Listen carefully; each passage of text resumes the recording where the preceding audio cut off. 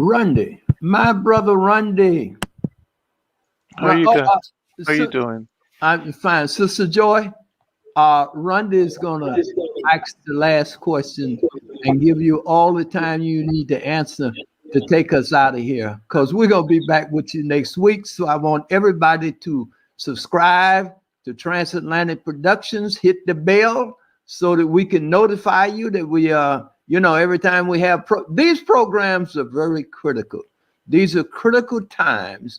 We need we need us to have this dialogue. And I'm 82 years old. I've been all around Europe, Africa, all over, and I've contributed, but I'm not. I'm indebted to my people, and I'm not afraid, to speak up with any and all of you. I'll give you my experience. I don't know it all. I'm still trying to learn. That's why Joy is on this program. That's why I have any and all of you on this program so that we can converse, we can exchange, we can learn, we can teach each other. We are a deep people. And once we understand who we are and the history that we are all trying to, bring to each other, that we can really win this war. Hey, we can do it. Rundy? First of all, Dr. Joye Hardiman, and to especially my brother Reggie, and to Minister Clemson Brown and all the other guests, it's an honor to be here. I just came from Jamaica, from the Marcus Garvey Liberty Hall, a physical location in Jamaica. The question I have and the respect I have for your presentation, the pictorial, the battle between falsehood and truth, those slides that you showed are very impactful. Your story, your book, I don't know if you have a copy of the book to show us, but what you've done today, for me personally, coming back from Jamaica and spiritually or ancestrally being invited in this conversation, Minister Brown calling me, practicality, planning. The word I've documented here, divine consciousness, war, and kind of getting us moving forward. I'm a practical Garveyite, and there are a lot of practical and spiritual people here. We all have to have a practical and a spiritual balance, right? And sometimes individually, we kind of go beyond in the spiritual because of our inability to actually get something done in reality.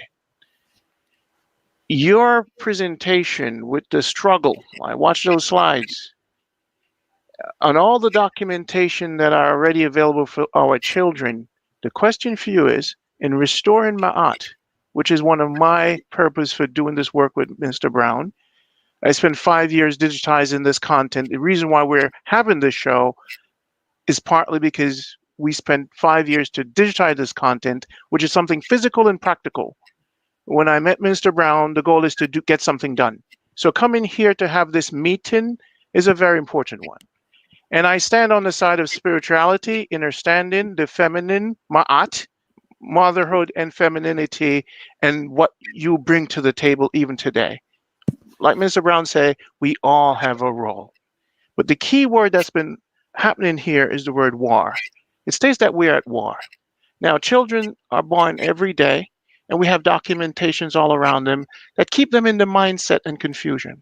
And if the question I have for you is, where are we collectively? When you look at the map of Africa in restoring Ma'at, where are we in the documentation collectively or present to a child that could create this balance for them with all this material? I cannot transcend my spirituality to a child or my daughter. I have to have documentation for her. And the respect I have for you is that you're a PhD in the world of the academia and you are leaving books for us and you're participating in their system and you have the degree from the system, but you also have this ability to connect with the ancestors and you're fusing both together. And this is what I see from your work. You have mastered both realms, which is very important. So the real question I have, since you've mastered both realms, where are we in the documentation, the practical documentation, step by step, like the Bible, to liberate our children and our people. We could all talk about the ancestors frivolously with exponential expression of our own personal experience and our own rights to do that. It's fine. But the word war simply means that we have to have weapons. Right now, collectively as a people, as a community, Marcus Garvey, the ship was his weapon. That was his weapon. He wasn't expressing his spirituality all the time. He had an answer. He had a practical, this is where we're going. So express for me the practical answers that we have now. Is there an institution? Is there a book? Is there a new Bible of Ma'at? I'm going to stop speaking, and I hope you understand my question. Thank you to you, Brother Ron, for dancing with me through that slide tape presentation. That was really beautiful. How you would go to go to my face, because my face was telling the story, and then back to the slide. I really appreciate that. I also appreciate your calmness when I couldn't get in at the beginning of the program, and you just kind of. You were just like, you were like my ringtone. The ringtone on my phone is easy like Sunday morning. And so that's what I got from you. I want to thank you for making my entry and the technology with today easy like Sunday morning.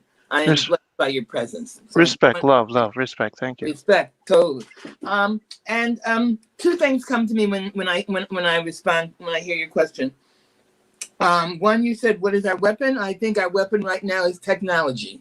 I think that that's the new weapon, and I think that our next generations are there. They have been preparing. They may not have known it was the ancestors or this or that, but they have been preparing, and they are engaged. One of the things that my mentor, Dr. Mims, who is 93 right now, when I asked her what was the secret for longevity, she said she surrounded herself with young people. And I have sought to do that. I have sought to, on every project that I have been on, is to have somebody working on it with me that is at least 20 years younger than me, for the next gens. Because and that's where my hope comes. My strength comes from the ancestors. My passion comes from my purpose. But my hope comes from all of the young, and they call them in Seattle. They call themselves the unapologetic creatives. You know, I mean, the young people are so non-apologetic. I love it. I grew up in a generation where we said we were sorry all the time. We were sorry we woke up. We were sorry we went to bed. We were sorry we did this. We were sorry we did that. This next generation is not sorry for anything. They are unapologetic in their embracing of Blackness. I see amazing projects of young people who are doing documentation. They're doing it by film. They're doing it by spoken word.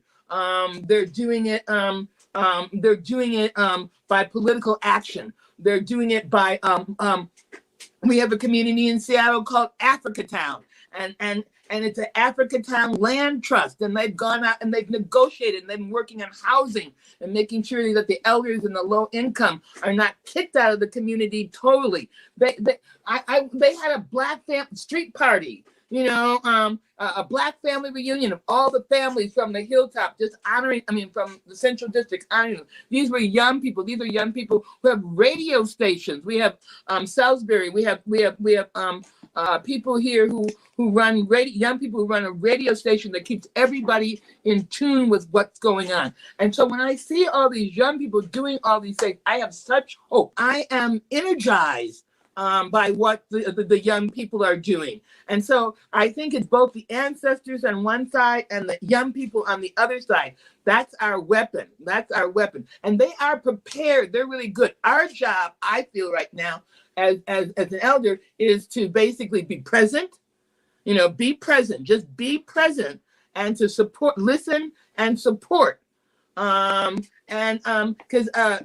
they have it. I really believe that, Brother Ron. I have such hope in the future from the documentation and the work that I have been seeing done by young people, both individually and, as Brother Reggie says, collectively.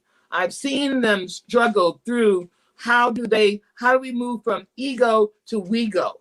And I have faith. I see them prepared. I see them ready to take on the battle. I see them trying to document, and I see them being in it for the long haul. And that's what I meant to say. It's not a sure. I'm not seeing a lot of sprinters out here. I'm seeing people who are prepared for long distance, and as a result, they're also doing something that I didn't do in my generation. They're taking care of themselves. They're thinking about self-care. They're thinking about, how do I do this for the long time? How do I digest my reality? And I'm using digest because somebody mentioned things about how we got the toxins out. We don't digest. We don't digest. We know we don't chew our food long enough. But the digestion system is amazing, because what it does is it removes the toxins. It takes out the toxins, and it helps us keep the nutrients. And I think that's what the period we are right now is, just making sure that the toxins get out of us and the nutrients come into this, because you're right. This is a war, and we're going to be lots of battles, and sometimes we may lose a battle. But historically, because we've been in this position before, we know what the outcome is. We are in an intermediate period, just like in Kemet, there were the intermediate periods below the periods of high civilization, and we know that we have that at least 3 times we were able to move out of the intermediate period, to move out of the chaos, and win. And win the hearts and minds and souls of our people, and go to high civilization. And we're at that point. We're in the age of Aquarius. The Chinese say that we're at this point. We're at this critical point in history. And if we just keep putting that wedge in, and the water, the way we did when we wanted to do bricks, we drilled holes and then we put water in them, and put wood in them. And then we put water over the wood so the wood would swell and the brick would be made. That's where we are right now. And I think I'm looking forward, to the future, because I trust the young people who are reaching out their hand saying, "Give me the mantle. Give us the mantle, and we'll bring this home." Yeah, that's it. That's the last one.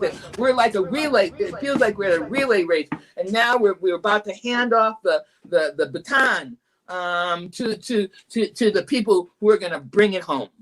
So yeah, that's what I wanted to say. Brother Ron, if I could just add just a few words to what Dr. Joye Hardiman said, to give you a pragmatic statement. Yes, we must continue the work of Garvey. Garvey and his descendants, like El Hajj Malik El Shabazz, who was a Garveyite. His father and mother were Garveyites. All of them lived before there was one black city. El Hajj Malik El Shabazz died in 1965. The first black city was in Cleveland under Mayor Stokes. What Garvey did was energize our communities at a time where we were not able to take power. Malcolm X was at the era where this was going to happen. After his death, we created black cities, meaning that we organized our local populations, as you said, to do action. And that action was to take power. That was to take governments. Cities are the foundations of great nations. Great nations start with their cities. In ancient Kemet, it started with the Sabbats. We have to now take power. When you take a city, you control the law, you control the police, you control the economics, you control the real estate. You do de facto, you have de facto reparations for your population because you're elected because of the majority population. Even if there are other people in your community that are not like you, you become good stewards of power. The fact of the matter is our leaders who we elect have largely been the wrong leaders. They want to contribute to the system that's suppressing us instead of contribute directly to the people that got them elected. The loophole in America and this big fight, this civil war, is about that the African and others can now, by their majority populations, take power and create laws. And so that's why I'm into the collective. I'm not into the individual. I'm not into the individual spirituality. I'm not into that. I'm into power. Power, as Dr. Wade Noble says, is the ability to define your reality and have other people respond to your reality as if it was their own. Until we use Garvey's concepts and methods and the voice of El Hajj Malik El Shabazz and others to take power and control the laws that are controlling us, we will always be in a situation of individual ants being stomped on. So thank you so much, Brother Ron, for asking a question on pragmatics. Where do we take this? Dr. Joye Hardiman, she could be a mayor.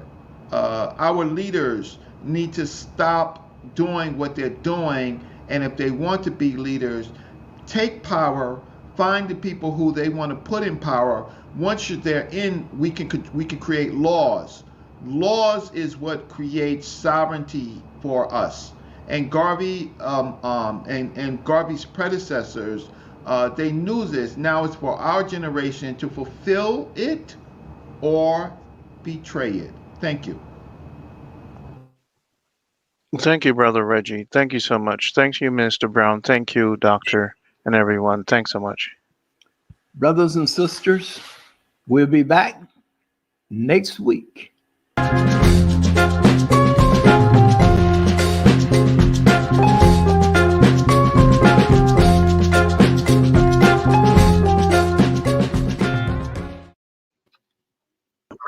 Back with you again today.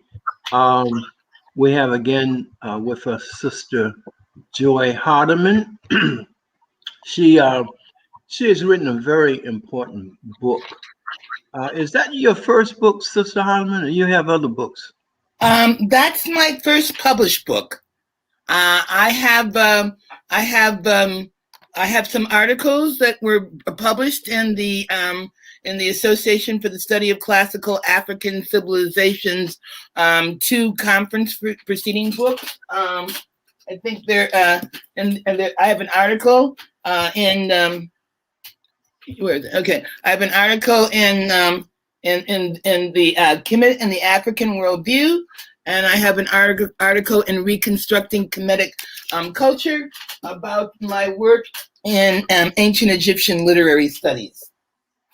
How important is it that African people must understand their history in order to be free? And you have made it really so easy to understand. As a matter of fact, it's like understanding that they're opposites, good and evil, up and down, hot and cold. And our African ancestors understood these principles as the laws and rules of nature. And you bring it to us in good and bad. And today you're going to look at some other aspects of those principles and how those principles relate to our being. All of the elements that are in the universe are actually in us. And you're going to talk about, what are you going to talk about today? All right. What I'm going to do today is I'm going to share with you some 2 episodes from a YouTube series that I worked on. I was doing things simultaneous the last 2 years. I was working on my book and getting that out. And at the same time, I created 22 YouTube episodes in a series called Let the Ancestors Speak. Because at the bottom line, no matter what I do, whether it's writing books, whether it's storytelling, whether it's doing creative productions, at the bottom line, I always am working from the principle that ancient wisdoms can be used for contemporary solutions.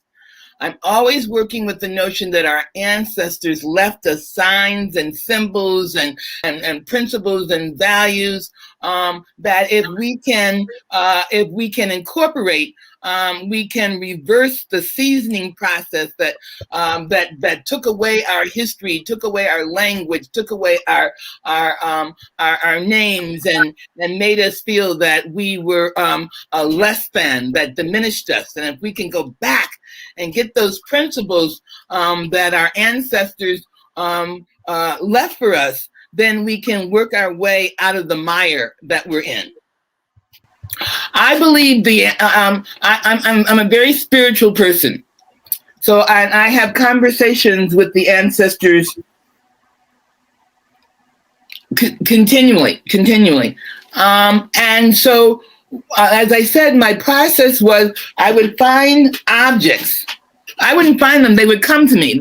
Like the clay came to me, like the iron came to me, and they kind of the trees outside. I did a whole show on my front yard because my front yard. I when I bought my house, I went. There was a place called Jungle Exotica. And they had all these great plants. And so I went there and I talked to the man who was running it. And I said, I want a jungle outside my house. And I don't want to mow the lawn. I just want trees and bushes and grass, etc. And so he did it. And so when I was trying one day to figure out what I was going to speak about, my front yard says, talk about the trees, talk about us. And I said, okay. And I started doing the research. And all of a sudden I found things I didn't know. Like, say, for example, I have an olive tree in my front yard. But I didn't know that, in fact, olives were very, very, very much part of African culture, and they were not only trees, but they were also an economic system. So when a baby was born, you put in an olive tree, and by the time the baby had grown, the olive tree would be at a point where it would start to be able to give fruit and nurture, and then that fruit could be used as part of the dowry or part of what was ever necessary to enrich the child that was planted under it. And then I have palm trees and in my front yard, and I didn't realize that the palms were planted along the Temple Library University corridors, the street, to welcome the pharaoh home. And so you went through the palm leaves, and the palm itself was an androgynous plant because it had both male principles and female principles. Female principles in its arm, in its leaf. Male principle in the trunk and the hairs that go around and protect the pods that are growing. I mean.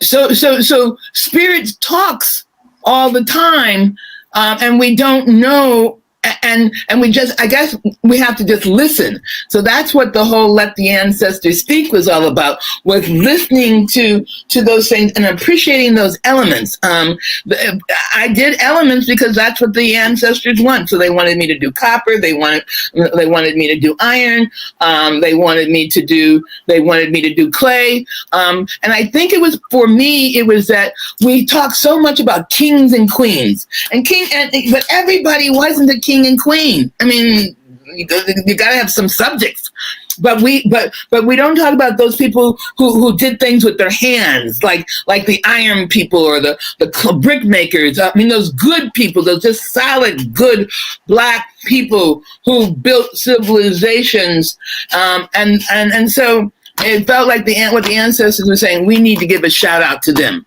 We need to give a shout out to the divine feminine. So I have a whole episode on the feminine figures, sculptures I have in my house, from Isis to fertility symbols to I have to go downstairs and look at them all, but again, it was like spirit was talking. And I'm not, and it's not just on the spirit thing, because I think spirit talks in terms of science and technology as well. I mean, I think that that the whole way, just think Adam. Now I could do a whole show on atoms, because atom is also a tune, which was a netter and an aspect of the sun, you know. And so we could talk about how, or we could talk about Aman, you know, all of those things as being the fabric through which creation happens. So I guess it's like. If one studies, I guess I want to say is that in doing this work on Let the Ancestors Speak, I feel blessed about being able to see the connections between what I thought were unconnected things. I just got one question I want to ask Sister Joy, and Yes, sir. And then I'll get right to you. Sister Joy, there is a struggle, life and death struggle, for African people right now, perhaps in America much more so than in Africa, but Africa as well. But anytime you trying to get an understanding of the ancient Kemetic history and of Africa, it is distorted almost entirely by Europeans. And yes, there are some things that they may get right, but for the most part, it's interpreted to make civilization a Greek creation, to make everything about the great civilization of ancient African white and Greece and everything. And that's the teachings that they give. That they control the narrative, they control the images on television, where the white man is always the hero, and he's, you know, he walks around with the gun and can kill people and do kill people and all that. But what I wanted you to kind of expand on is that, yes, we do need the technical understandings, and we get that. Through men like Professor Oibo. We do need so much of African understanding that we just don't get unless we are in tune with our spiritual connections with Africa and allow those spirits to come in and speak to us, be open to them. Yes, you got to study. I'm not against studying, and you got to study all areas of study, but we have to study from a perspective of African centeredness and not just take the European narrative, because he lies 90% of the time. And so I would just like for you to speak. And Reggie, after she finished, you got it. Okay. You touch on some very important things. Let me see if I can respond. I think that if I hear you correctly, one of the things you're saying is that we are fed all these lies. You know, that's what I talk about in my book. We're fed all these lies about Black people, and we're fed all these lies about who we are. I know what I want to say. I don't get into race things, because I think race is a social constructed thing, and I think when we try to talk about Blackness and connection, and we go racial, we're just talking in the language of our oppressor. I go culture, and I think if we go culture, we can always prove, right? We can always see our connection. For example, when we talk about Kemet, if we say, people say to me, how do you know that the ancient Kemites were African? And I say, all you have to do is look at the culture, because there's no way that the Semites or the Asians could have produced that culture, because it's different. They have a different worldview. And like, for example, all you have to do is compare the legend of Asar and Oset to the legend of Gilgamesh. Both of those were epics that came out of the culture. Gilgamesh is the classical epic of the Mesopotamia, and we know the Assyrian cycle is the classical epic of ancient Kemet. So if people say, "Oh no, it was the Semites that founded Kemet,"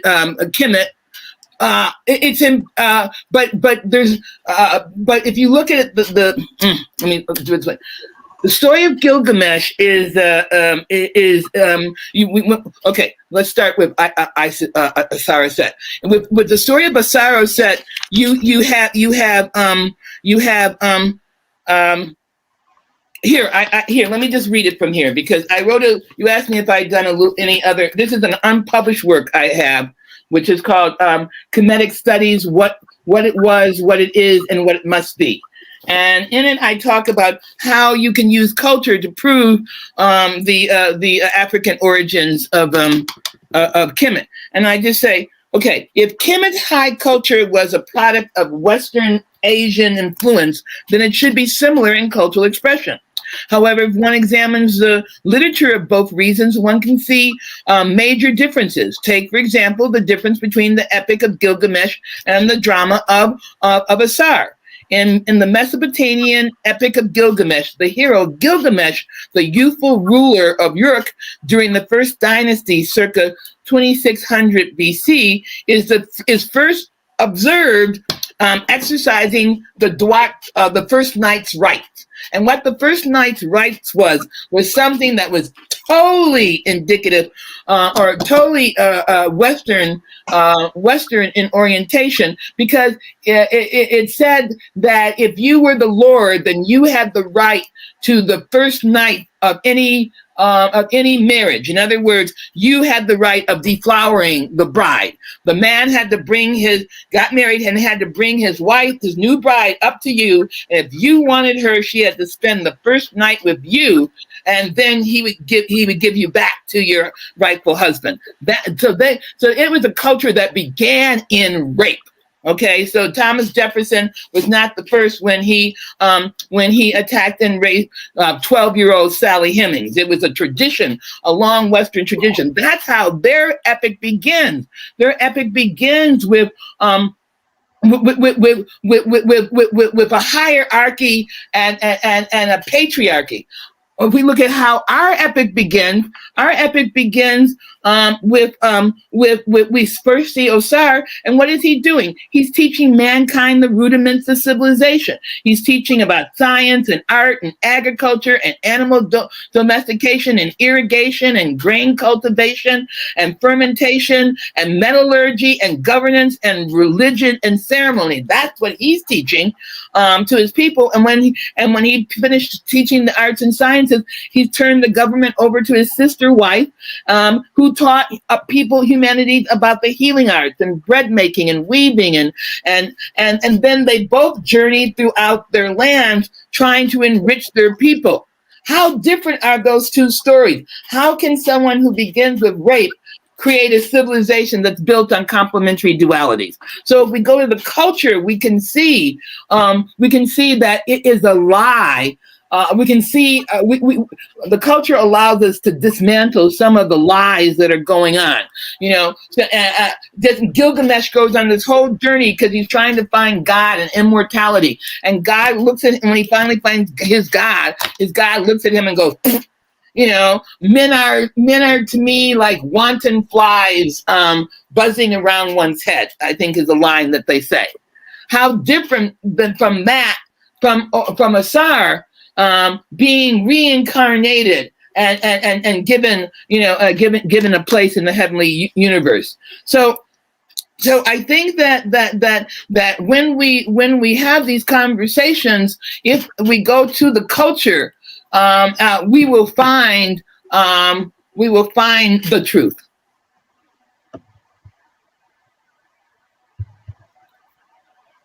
I think that. Hey, Reggie.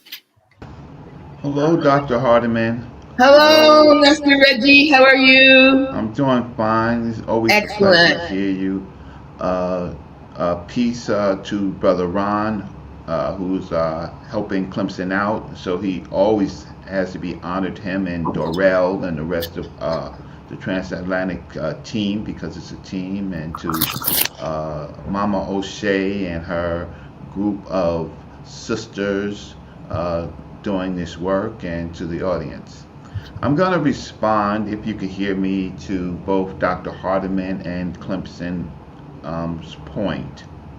Um, the difference is I'm an independent researcher, and the independent researcher's job is to sometimes find new things, and sometimes to kind of like put together some of the thoughts of other people, because we research what those thoughts are. So I'm going to come from a level of history and spirituality, and then I'm going to sum up. So it's going to be real quick.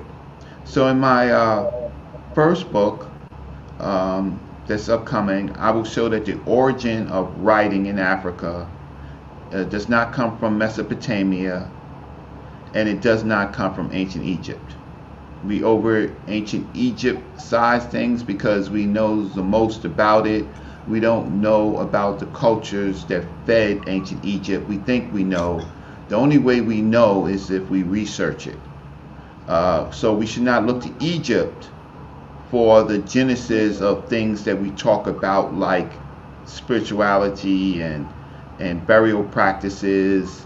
We should not look to ancient Egypt. We should, ancient Egypt absorbed ancient Kemet, or Kemet, and the word Kemet is in a later period. It was not always Kemet. It was called Ta, it was called Ta Nefer, it was called the Hindu. They absorbed 125,000 years of cognitive thinking. They absorbed it. So cognitive thinking, which we call spirituality, and I'll talk about that, began when Homo sapiens sapiens were created or came together or were born in the continent of Africa. So my research is that African spirituality is really simply just human thought. That means that there is a chemical process that occurs in the brain that causes the brain to connect to patterns created by other thoughts in the past. Sometimes memories, sometimes visions, sometimes insight, but it's all chemical. It's all in the brain. Slavery removed our previous concepts, our languages, and our writing of past stories.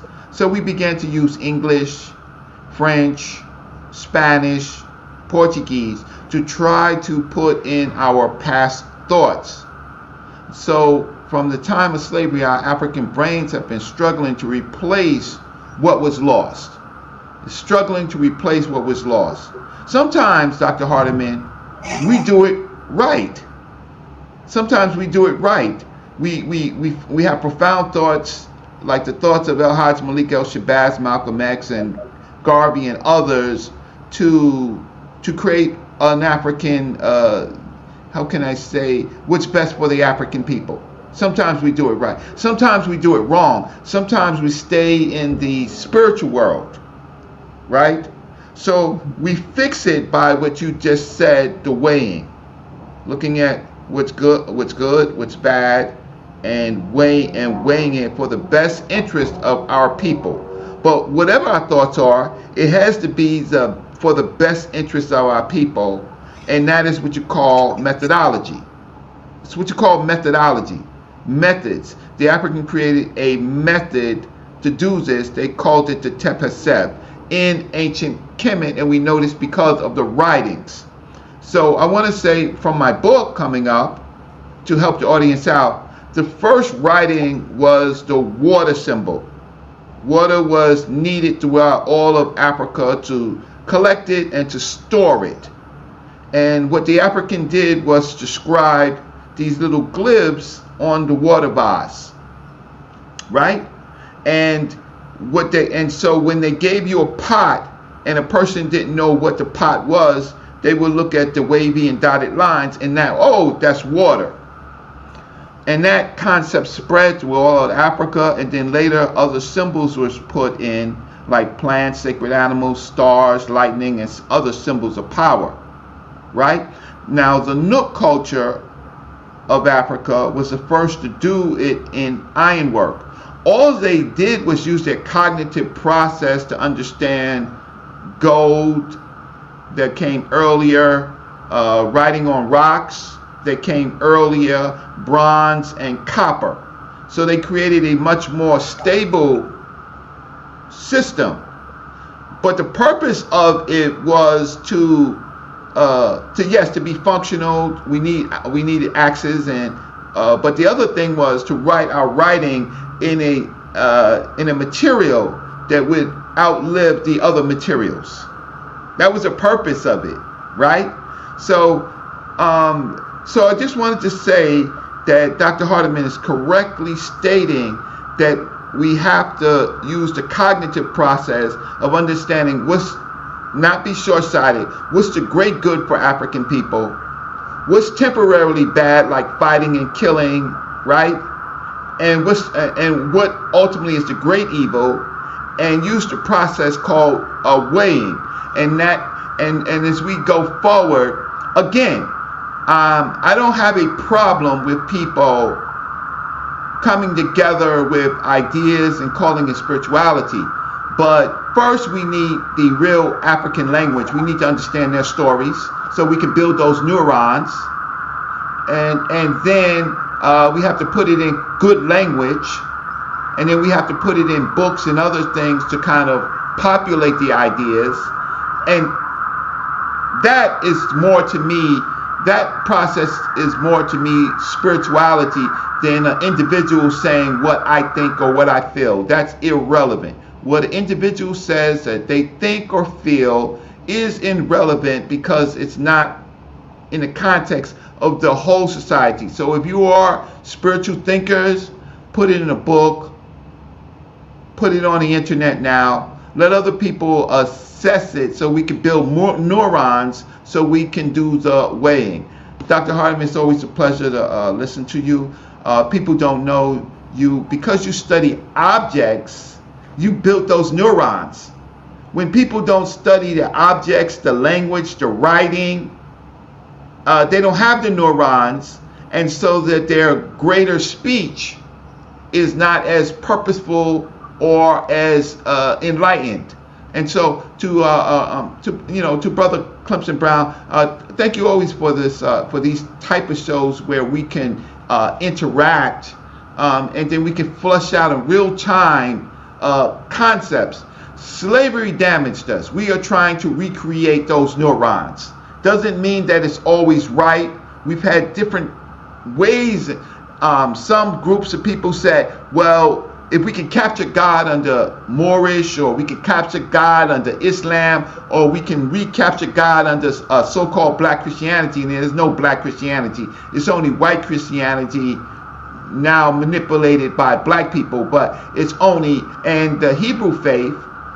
But what about the deeper thoughts where it originated, the Genesis culture, which is only in Africa? So I'll stop.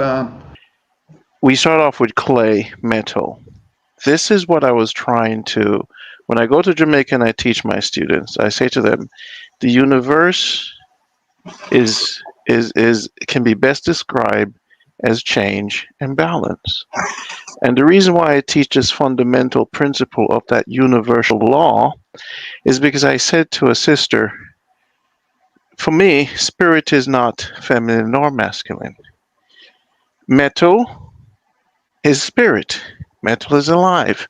What Reggie said there was the neurons that we didn't grow to understand how the universe functions. And all it's doing is changing and balancing. The universe is metal. It's clay. It's stone. It's alive. The spirit is in the stone. It's in the metal. So some of us go far back enough to understand, overstand, and understand why this man in Africa is working with the dirt and seeing the dirt as live. When you speak to the tree, you're not speaking to the tree. You're recognizing the change and the balance that is equal to you that the tree is performing. When I teach my students, and this is why we're not getting the whole definition of the God force, finding the commonality between metal, emotions, thoughts. So my mind was rewired after watching all these 400 tapes from Tapvideo.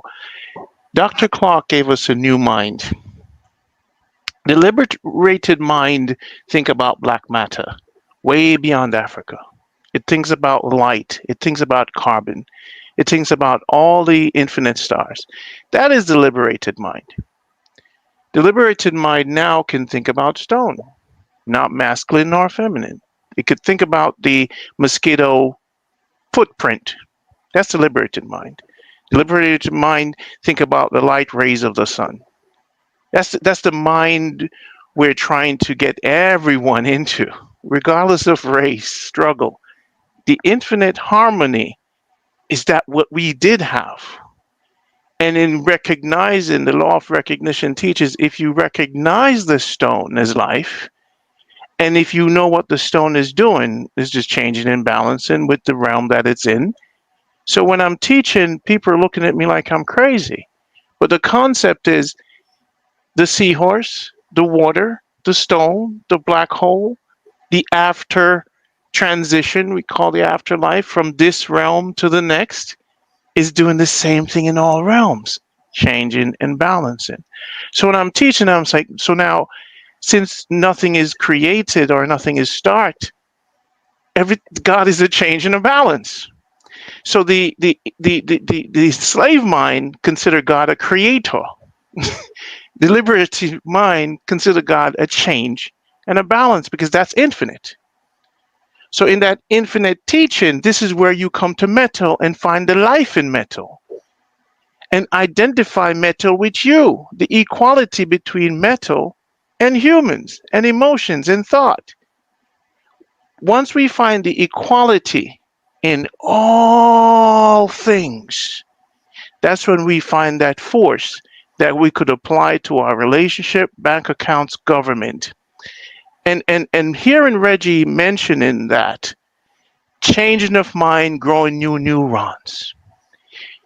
Spirituality is going deep within oneself to growing those new neurons. Independent study, independent thought. So I'm from Jamaica, and in the natural, equal, harmonic, natural, beautiful sunlight that we receive constantly, we're receiving a constant consciousness of matter and environment and water. So we have a healing, we have a freedom, and we were never captivated because nature replenished our elements to make us conscientize to the universe.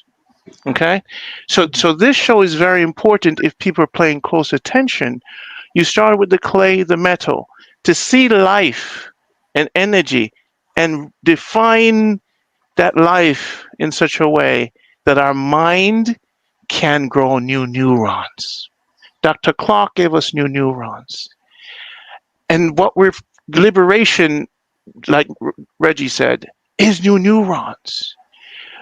So some of us will attain this consciousness, and we must be able to teach this consciousness of change and balance to the babies. As I hear all of us speak for 100 years, I'm here listening, I'm asking myself for the global map, the map itself. And we can tie the map together to find out our progress. It's good to express like the sun forever, but our progress for liberation mentally being documented to pass on to the children.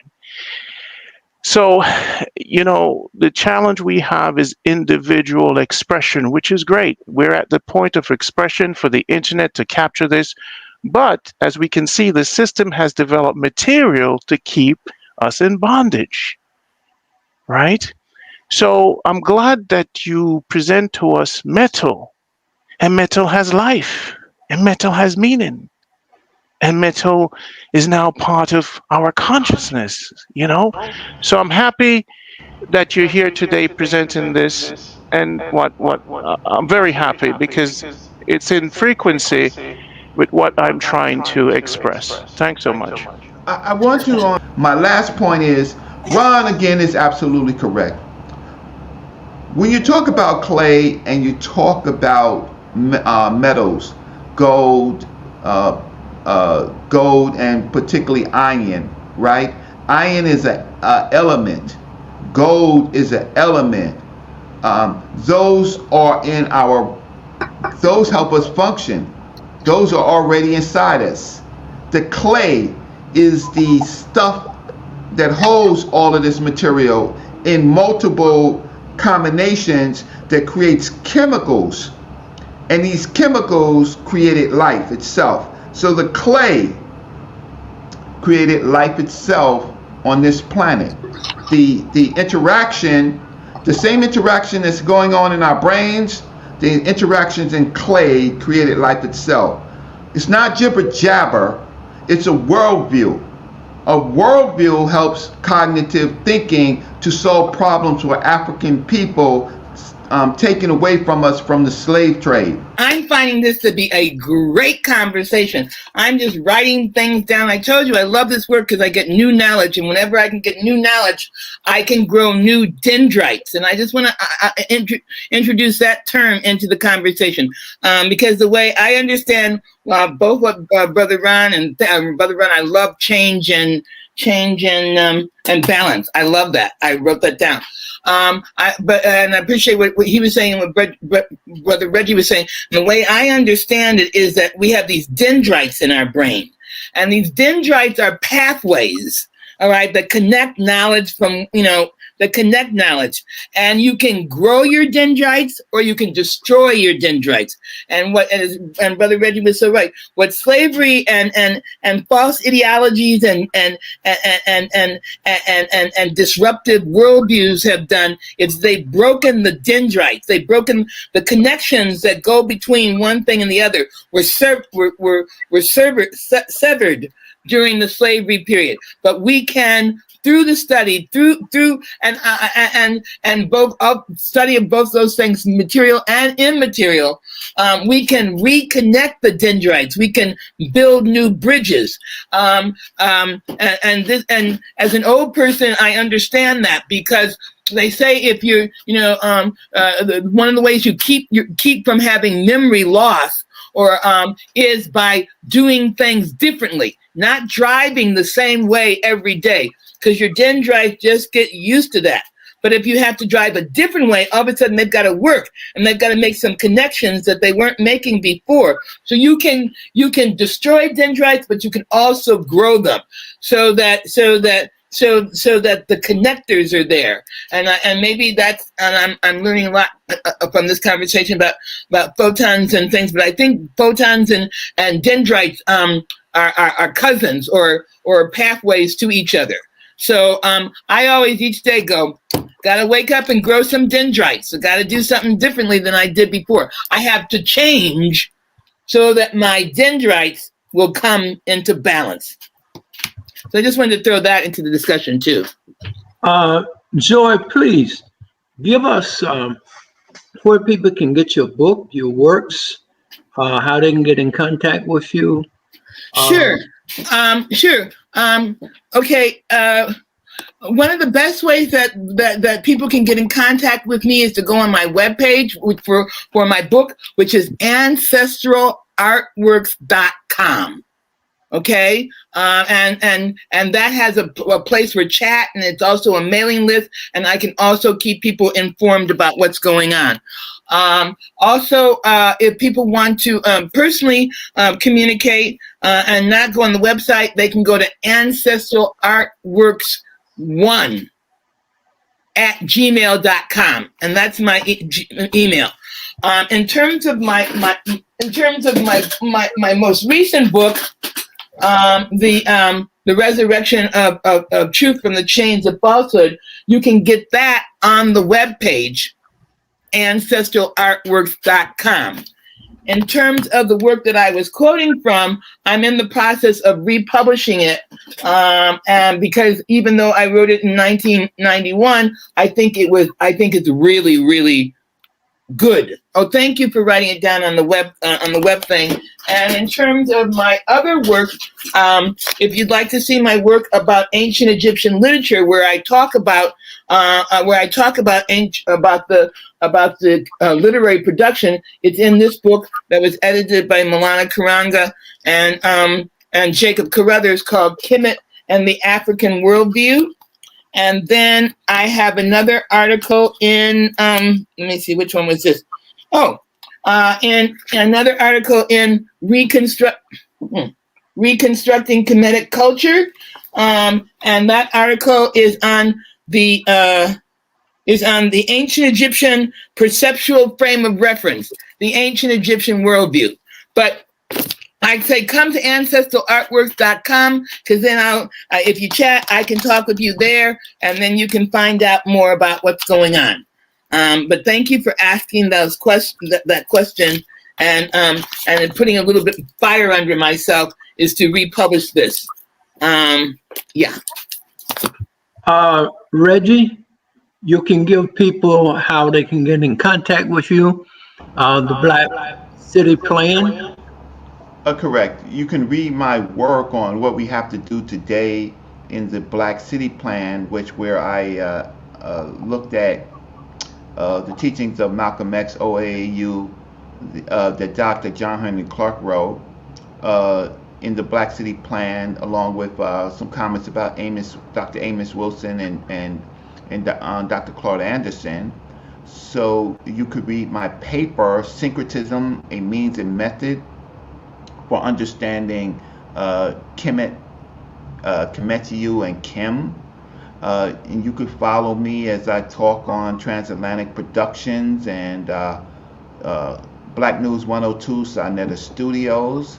And you can see me at conferences, and I will let the audience. I will go to TransAtlantic Productions when I release my book on the origin of writing, of world writing, which is in Africa, during the period of 3650 BC, before Sumeria and before ancient Egypt.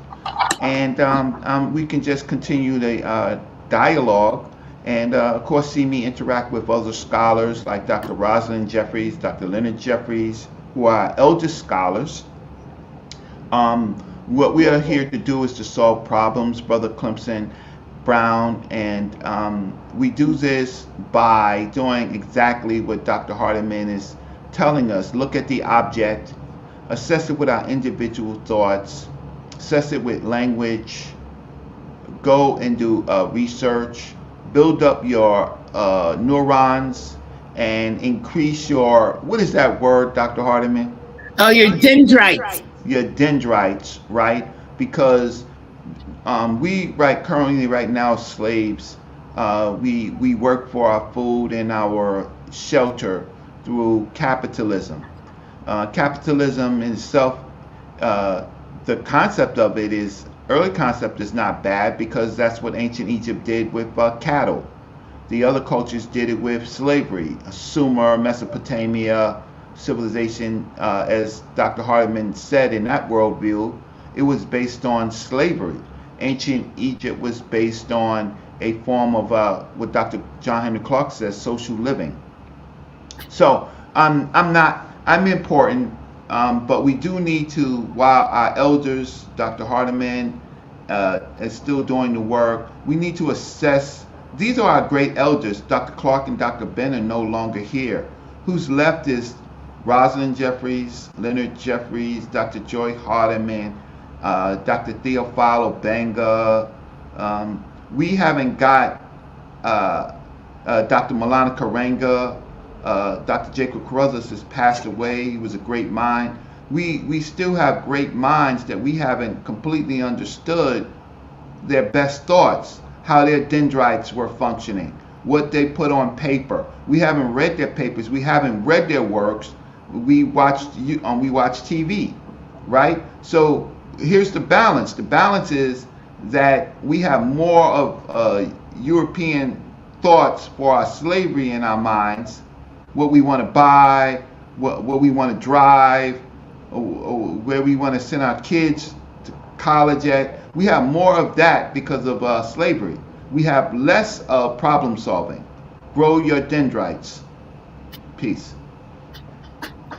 Brothers and sisters, we're coming to end of our program. I want to thank everybody.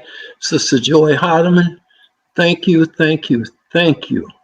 And Brother Rundy, really thank you for the technology and engineering and putting all this together behind the scenes. And Reggie and Sister Moshe, we thank you for your input and for the elders who sit in with you at the occasion that you're at. And I want everybody, if you just go to what do you call that, subscribe, and hit the button so we can notify you of the activities that are coming up. We have a lot of great history for you, and a lot of great thinkers, a lot of great minds are all here waiting to have this dialogue with one another so that we can grow our dendrites.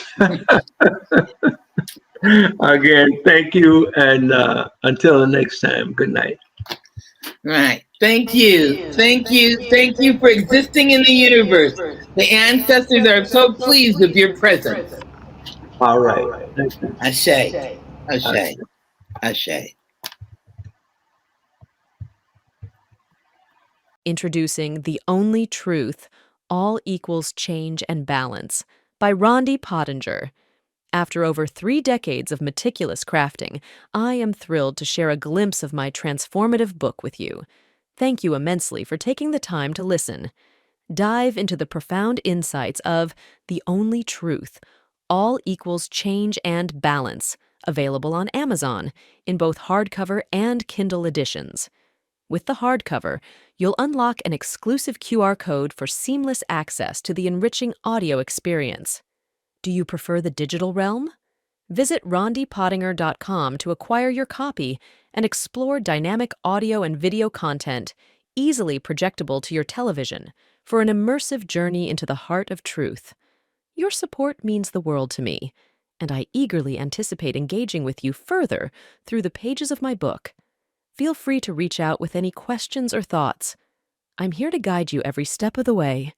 Embrace peace and love as you embark on this enlightening adventure.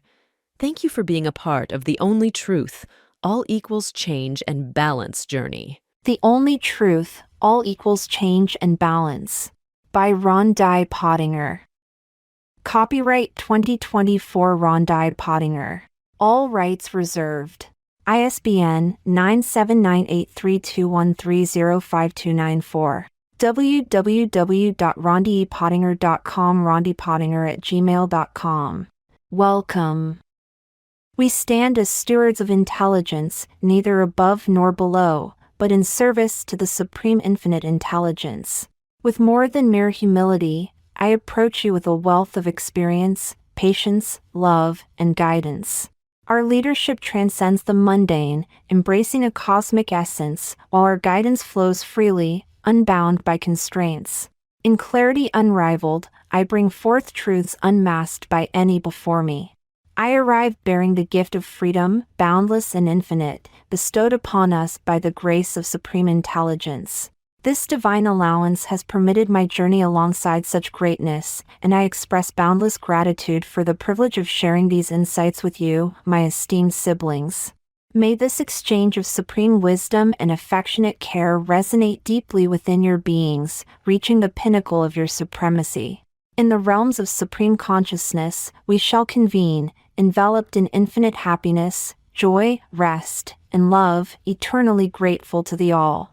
With unwavering loyalty and devoted service to intelligence, let us harness this wisdom to guide humanity through the currents of change and restore balance to the cosmic cycle. My name is Rondi Pottinger. Born in 1973 in Norway, Manchester, Jamaica, West Indies. Why did I write this book? The reasons run deep, stemming from a lifelong journey of grappling with external influences. From my formative years amidst the untamed beauty of Jamaica, where nature whispered its secrets to me, to my role as a farmer forging bonds with animals, I found myself attuned to a different understanding of the divine. Raised amid the teachings of various churches, I gradually became disillusioned with the portrayal of God I encountered. It struck me that something fundamental was wrong in how divinity was imparted to us. Later in life, as the custodian of an extensive African history archive, I delved into ancient wisdom, immersing myself in Kemetic principles and the origins of religious doctrines. Through this journey, I gleaned insights into the establishment of spiritual systems and the underlying truths they obscure. Despite this wealth of knowledge, a sense of inner equilibrium, a definitive truth, continued to elude me. Years of contemplation and study led me to the conviction that an ultimate truth must exist, a universal paradigm transcending individual beliefs. This book is perhaps a small contribution to humanity's quest for enlightenment. Our world stands at a precipice, facing myriad challenges, and we must reassess our paradigms and construct more equitable systems. I felt a calling, a responsibility, to challenge conventional modes of thought and pave the way for a new understanding of God, a concept accessible even to a child yet potent enough to heal nations. Inscribing these words was also an act of protection, shielding my daughter and future generations from the skewed narratives that persist in our society. It was a homage to Ma'at, to the ancient traditions that once bound us to the cosmos and each other. This book is a testament to my soul's yearning for expression, a manifestation of truths that flowed through me, transcending my individuality. It is my truth, your truth, the only truth, and in sharing it, I hope to ignite a spark of recognition in kindred spirits who resonate with its essence. I extend my gratitude to those who journey alongside me, whether in spirit or solidarity. Thank you for acknowledging the significance of this endeavor, for it is through our collective humility and receptivity that the seeds of transformation are sown. With deepest sincerity, Rondi Pottinger. Thank you once more for your attention. Remember, The Only Truth awaits you on Amazon. With the hardcover edition, you can experience the flexibility of listening to it anywhere. Whether you're on the road, simply scan the QR code and tune in through your car radio. Lounging at home, project it onto your television for an immersive experience. Or opt for the digital version and enjoy it conveniently on your phone. This book is a game changer, and I'm excited for you to delve into its wisdom. Take care, and don't forget to visit rondipottinger.com or search for The Only Truth, All Equals Change and Balance on Amazon. Have a wonderful day.